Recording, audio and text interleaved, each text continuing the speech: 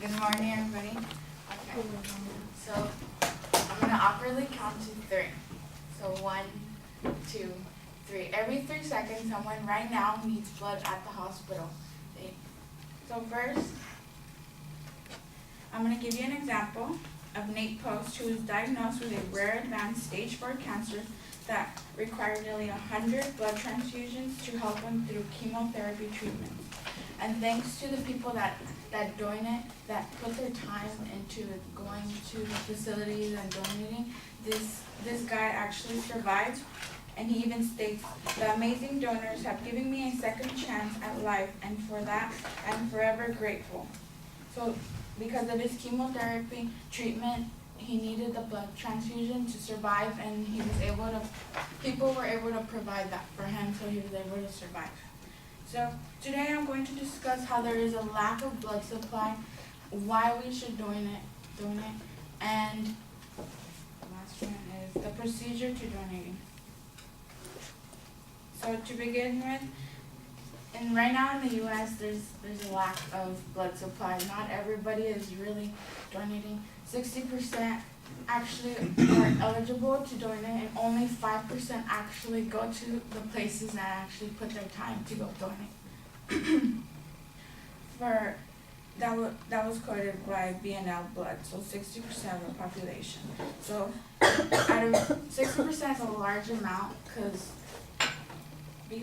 only 5% actually go, and there's actually people in the hospitals that their life is at risk, and they need the blood to survive. For example, according to MNSC.org, blood is regularly used from natural disasters to horrific catastrophes, emergency hospital procedures, to lifelong battles with chronic diseases. The demand for blood is constant, but the supply is not. And since there is no substitute to donate blood, it's up to the donors to actually push themselves to actually go donate. Most people don't actually go because they don't have time, or they're scared of needles. For example, when I went, it was my first time, and I was actually scared because I really don't like my shots. And when I went, it took around an hour, and then 10 minutes they just take out some blood to check if you're eligible, and then 10 minutes to do a questionnaire, and then from there it takes around 40 minutes. You sit down at a table and you just lay down, and they just stick the needle and they take out the blood. You don't really do anything. You just lay down. That's it, and you're saving lives.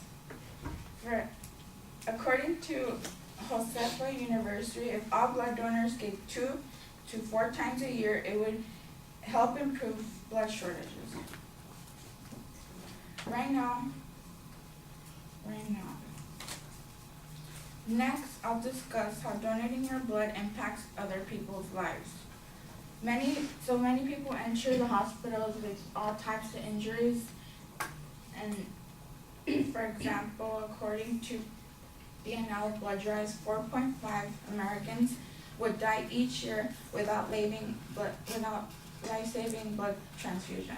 So that's just the people that actually survived, 4.5, but we don't know how many people actually were able to get the blood to survive. So because of the donors, they are alive today. For example, 13-year-old Rashid Ali was hit by 2 vehicles while riding his bicycle. His internal injuries were so severe that he received 46 units of blood, including red cells, plasma, and pellets. Rashid's father says he is grateful to the blood donors for helping him save his son and the other patients like Rashid.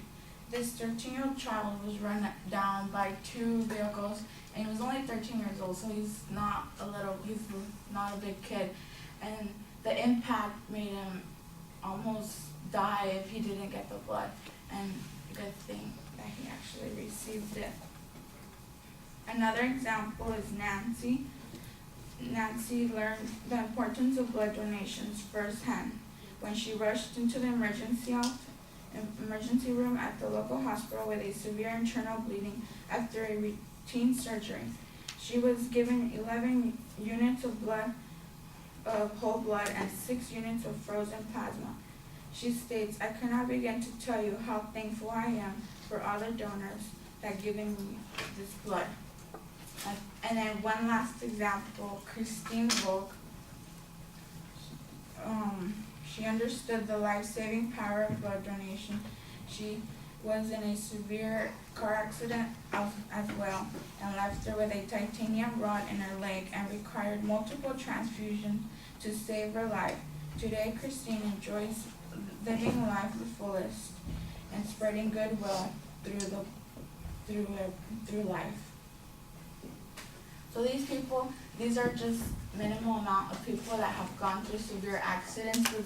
But there's actually a lot more people that every day, daily, people are entering the hospitals and have diseases going on. They have the premature babies that are born each year, and then they need the donation from the blood.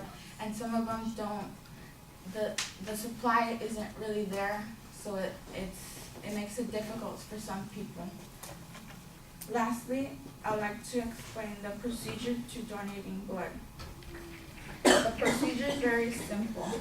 I said it beforehand. It's almost an hour, and you sit down at the table, and then they take out your blood. Also, the benefits from it. Josefa University also reports that it's absolutely safe to donate blood. You cannot get any diseases from donating blood. So there really isn't anything bad from donating blood. It's just us going. We have time to go to the theaters, we have time to go shopping, we have time to do a lot of things that we don't need to do. But donating blood is something that it only takes an hour of your life, and you can be saving other lives too.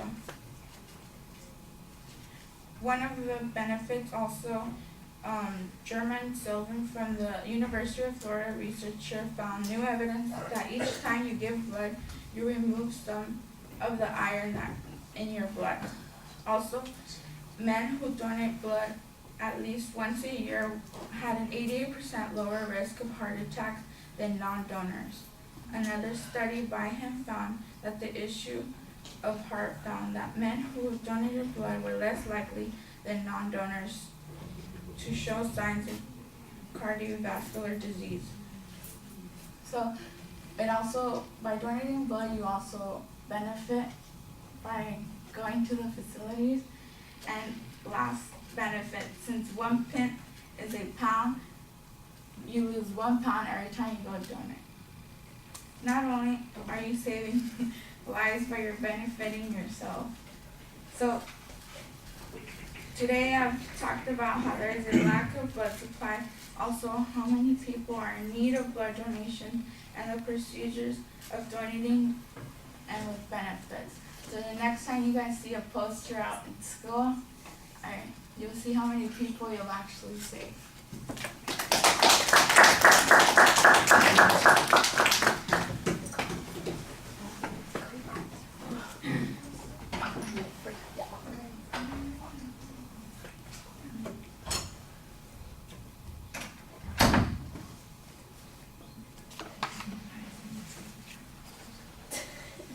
So Cal, tell us your thoughts. I thought she did a really good job opening it up, doing the 1, 2, 3 thing. Everybody kind of paid attention when she did that. And overall, I thought her speech was pretty good, but she stuttered, which is funny because like people normally stutter when they're speaking to the audience, but she stuttered when she was reading the cards. And then when she'd look up and make eye contact with the audience, she'd speak fluently and she wouldn't stutter at all. And her voice projection kind of faltered sometimes. And then when she was speaking down, like you couldn't really hear her. But again, when she faced the audience is when she did her best. Okay. Yeah, I'd agree with most of those comments. I think you've hit the nail on the head on several of those points. Stephanie, I don't know why you're so happy that the speeches are over. You're just hitting your stride. You're doing a good job. That was, a very solid presentation of the content of the speech. I am, the negatives that I have are all about delivery issues. The content I thought was excellent. All right, so it's well organized. You had good emotional appeals with several examples that you talked about that pull the audience into what you're discussing. The visualizations that you have at the end that are positive, all the potential benefits that people are going to get from doing this. I think that's pretty good. There are probably some others that you could go into as well, but I thought you did a pretty good job kind of encouraging people to donate blood. So that part was fine. I've got to go along with Cal though. When you are looking at us and talking to us, you seem very naturalistic, you seem relaxed, it's just you and us going along. When you go to your notes to look at something, it's like it stops being you, it becomes somebody who's reading and not always well. You need to practice those kinds of things. And that's one of the things that I think that you could do if you get a little bit more rehearsal and you're reading that stuff and practicing it out loud. This is one of those places where, remember we talked about how important it is to practice something out loud, not just in your head and run through it while you're reading the notes there, but you got to stand up and do that. I get the feeling that you didn't do that enough because when you're reading it, the words don't come out very smoothly. You're not thinking about how to say something. You're just saying things that are on the page. You'll go back and you'll look at that word and you'll say, well, I know that that's pint.